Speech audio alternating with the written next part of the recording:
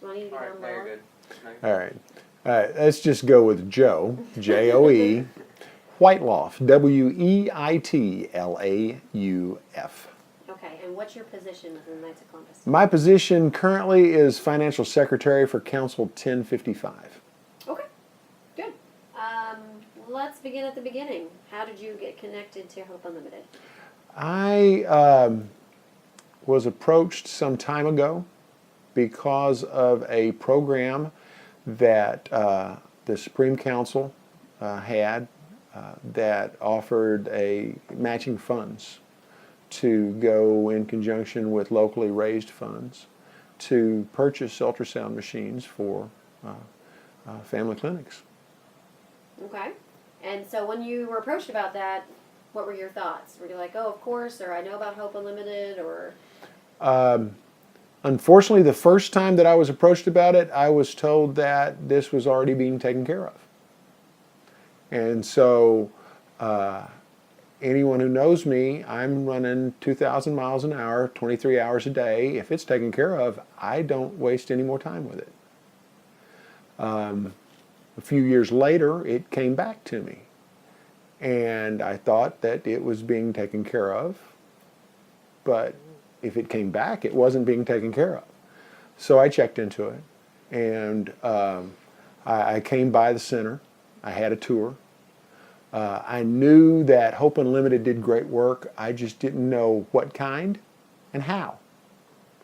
Well, now I know what kind, and now I know how. And now I know that I guess the best way to put it is I woke up one morning and I said, we've got to buy this ultrasound machine. And there is ways to raise money, and there are ways to raise money. And I decided that the way to raise money was I was going to approach however number of people I needed to give a $1,000 donation each, and we were going to get this thing bought. And first 12 people I approached said, okay. They made me think it was easy. So we got it done. And that's, I'm lost. No, that's okay. Let me, Yeah. if you don't mind, I'll just step in real quick Okay. because I want to hear more about what happened that one morning you just woke up and said we need to do this. Can you give me some more information on that? Like, why did that happen? Well, it was on my mind.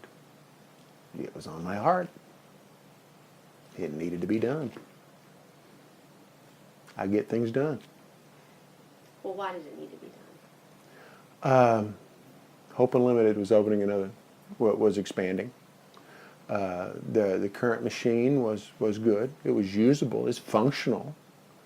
But there is, in this age where children don't understand the difference between a Walkman and an iPad,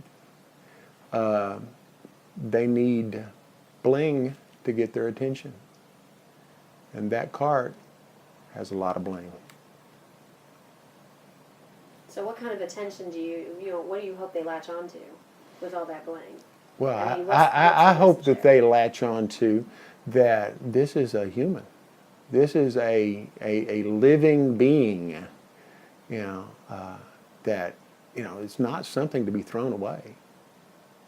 And if they aren't in a position to follow through for the rest of that child's life, there are many people out there who are ready and waiting. So tell me about your sales pitch to these people that you approached.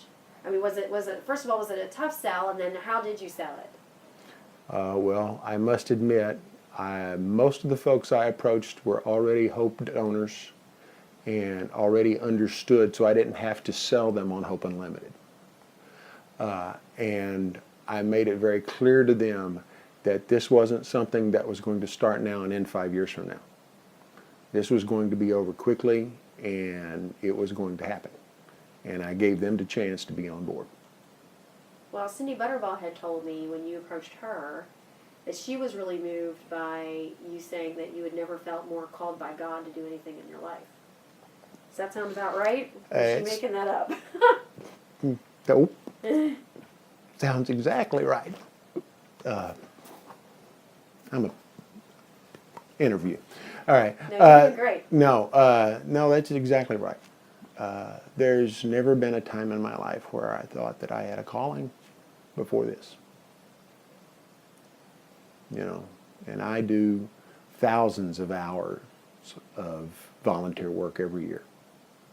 And I take care of things that so many people don't know about, and I don't care if they ever know about it.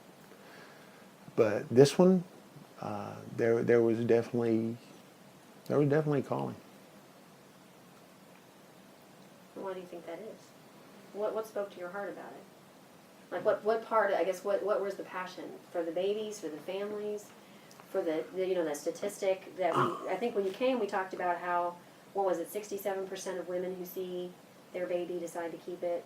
That 87 if the guy is in the room, if the dad's there, 87% of the men will decide. Like it's with that ultrasound picture. To be real honest, in my opinion, people complain about the old days, but I'm tired of being told that, oh, you're old, that's not the way it is anymore, that doesn't matter. Guess what? This matters. And this is a place where I can make a difference. Good soundbite. Well said. So my last question was actually going to be, if you had to go talk to someone who wasn't connected to Hope Unlimited, where there actually had to be a pitch, what would you say?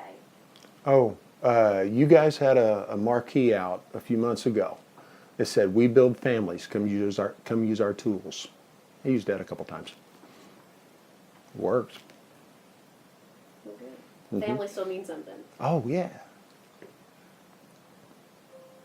Anything else you want to say? Nah, I'm good. Cut it up. Get the crying out. No! Yeah. If they let the word out on me. We love crying. Yeah, I Yes, know. we do. I know. But you don't want people leaving crying. You want them up and cheerful. I know. We've got